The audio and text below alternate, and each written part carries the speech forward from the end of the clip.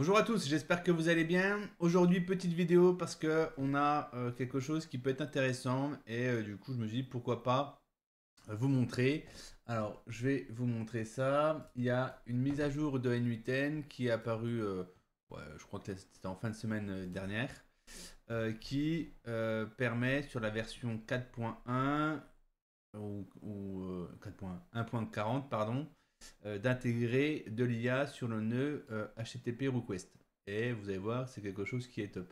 Donc, ce que je vous propose, c'est de vous montrer comment ça fonctionne parce que, par défaut, c'est pas activé. C'est-à-dire que même si vous avez la version 1.40, d'accord, vous allez voir que le HTTP request, vous l'avez pas forcément, d'accord. Et ce que je vais vous proposer là maintenant, c'est de vous montrer déjà comment on fait, ok. Donc, la première chose à faire, c'est d'avoir cette version-là. Donc là, je vais vous montrer, moi, sur un... Alors, avant de vous montrer plutôt déjà comment on fait, je vous montre à quoi ça ressemble. Ici, donc là, j'ai la version 1.41, je crois, et HTTP request qui est là. J'ai ici maintenant le petit bouton qui permet de remplir les informations de l'API euh, sans forcément connaître le fonctionnement de l'API. D'accord. Donc là, par exemple, si donc là j'ai fait un test sur Betflare, par exemple, je veux que tu génères le token. Donc là, qui me donne en gros le HTTP qui permet de générer le token. D'accord. Je fais générer. Et vous allez voir, c'est assez rapide. Tac. Donc il m'a mis ici en poste. On a mis l'URL. Ici les informations qu'il faut dans les paramètres. Et puis voilà. On peut tester aussi, par exemple, OpenAI. D'accord. Et on va mettre, je sais pas, euh, créer du contenu euh, via chat, via le modèle, pardon, 4O. 4O. Voilà. On va voir. Tac, donc là, il m'a mis ici directement l'API. OK. Ici, l'autorisation avec l'API qu'il faudra ajouter. Voilà que l'API. Ici, le prompt. Tac. Par contre, il ne me met pas le modèle. Il me met pas le modèle. Est-ce que c'est. Quand j'utilise plus l'API, est-ce que c'est ça? Je suis pas sûr, hein. Je suis pas sûr. Le modèle OpenAI. Alors, comment il s'appelle déjà le modèle? On va aller voir. OpenAI modèle. Est-ce qu'il y a un nom spécifique? Peut-être qu'il veut peut-être le modèle GPT-4. Ouais. À mon avis, il faut que je mette ça en entier. Tac, on va recommencer. Ok. Ouais, je pense qu'il est là-haut. Voilà, ça doit être ça. Chat, voilà. Donc là, on est pas mal. Là, on est mieux.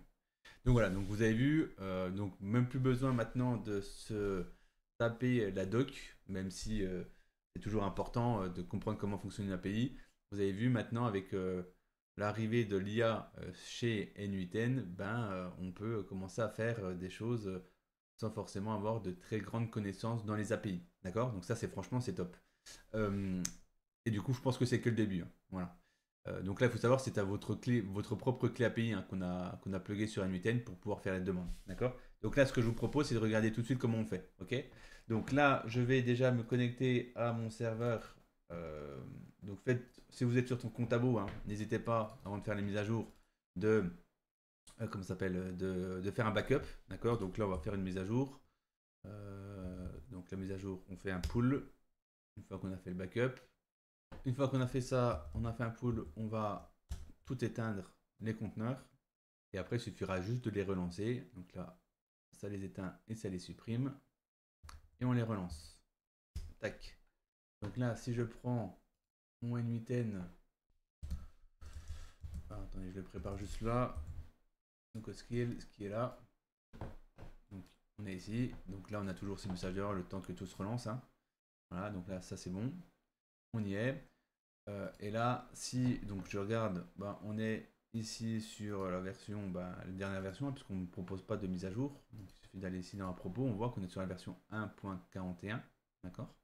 Et si je viens ici, si je vais dans HTTP request, vous allez voir, on n'a pas ici le demander à l'IA. D'accord. Parce qu'il va falloir l'activer. Et pour pouvoir faire ça, si je reprends euh, ici la doc, je vais juste tout mettre au même endroit, ça sera mieux. Voilà. si on reprend la doc, aussi on est dit d'activer. Donc voilà, si on est sur de l'hébergement qu'on héberge nous-mêmes, quoi, un Inuten qu'on héberge nous-mêmes, ben, il va falloir l'activer. D'accord? Et il va falloir mettre ces éléments en place. D'accord? Donc en gros, dans la documentation, quoi, dans le Docker Compose, il faut ajouter dans la partie environnement ces éléments-là. Donc ce qu'on va faire, c'est qu'on va faire ça tout simplement. Donc là, je vais juste mettre ça ici et là, voilà. Donc là, je vais juste vérifier où j'ai mis mon Docker Compose. Il est ici, c'est parfait. Donc là, on va faire un nano. Alors, vous allez voir que, alors je vais vous montrer déjà Docker Compose. Donc là, ce qu'il faut faire, c'est les ajouter là-dedans, d'accord, dans environnement, d'accord, et d'ajouter du coup ces 3 lignes avec true pour ça, OpenAI parce que pour le moment il n'y a que OpenAI, et ici votre clé OpenAI. Il faut l'ajouter ici. Alors pour éviter d'ajouter des choses qui sont peut-être un peu trop, c'est des données quand même sensibles, hein, il y a l'API dedans OpenAI. Donc vous allez voir qu'on va utiliser plutôt le système de variables, comme on a ici. D'accord. Donc moi, j'ai pas cherché. Hein. Je ne sais pas si vous en souvenez, mais on a créé un point environnement, point env, et dedans on a des variables comme ici le sous-nom de domaine, le domaine, voilà, la time zone, etc. Donc ce qu'on va faire, c'est qu'on va faire exactement la même chose. Donc là, on ajoute ici ça, égale la variable qu'on va créer tout à l'heure. Donc ça sera exactement la même chose. Ensuite, entrée, on revient ici, on ajoute là le deuxième, est égal à ça. Voilà. Ensuite, on revient ici, la dernière ligne qui est là. Hop, égal, tac, tac, voilà. Donc on a ajouté ça, on enregistre, yes. Et maintenant on va modifier le dossier, le fichier .environnement, d'accord, qui est ici où on avait ajouté déjà des choses, d'accord. Donc là je ne vais pas forcément mettre de commentaires, si vous souhaitez en mettre, vous pouvez en mettre, d'accord. Donc là ici c'est égal, donc on écrit comme au-dessus, hein, donc il n'y a pas d'espace, est égal à true.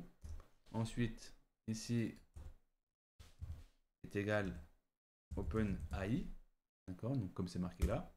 Et ensuite ici votre clé API est égal. Alors la clé API, je vais aller en créer une que je supprimerai après pour pas avoir de problème. Inuten test. Donc ça normalement vous savez faire, hein, je vous montre pas. Voilà, je récupère ma clé API.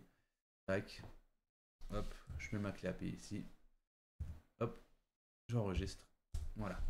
Et là ce que je vais faire maintenant, je vais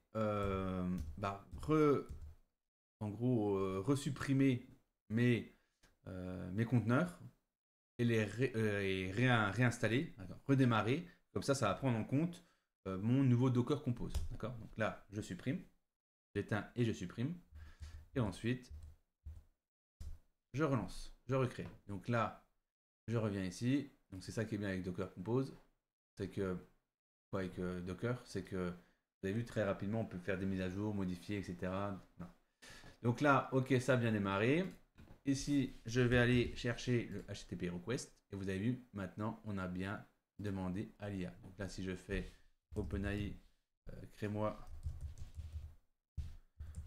du contenu grâce à modèle O, j'écris très mal, modèle GPT 4O, contenu grâce au modèle, on a OpenAI là-haut, voilà, tac, on va voir si ça fonctionne. Ok, donc là on a bien ça, on a bien ça, on a bien ici le prompt, tac tac tac, là c'est parfait, ça fonctionne. Donc voilà, je viens de vous montrer comment installer l'IA dans la partie HTTP request. Je pense que c'est quelque chose qui peut être intéressant dans l'avenir. Parce que je pense qu'aussi c'est un début de l'IA d'aide pour les workflows NUTN. Et je pense que NUTN va, je pense, aller dans cette direction-là. Voilà. Donc j'espère que la vidéo vous a plu. On se retrouve pour une prochaine. En attendant, n'hésitez pas à vous abonner, à liker la vidéo, à laisser des commentaires.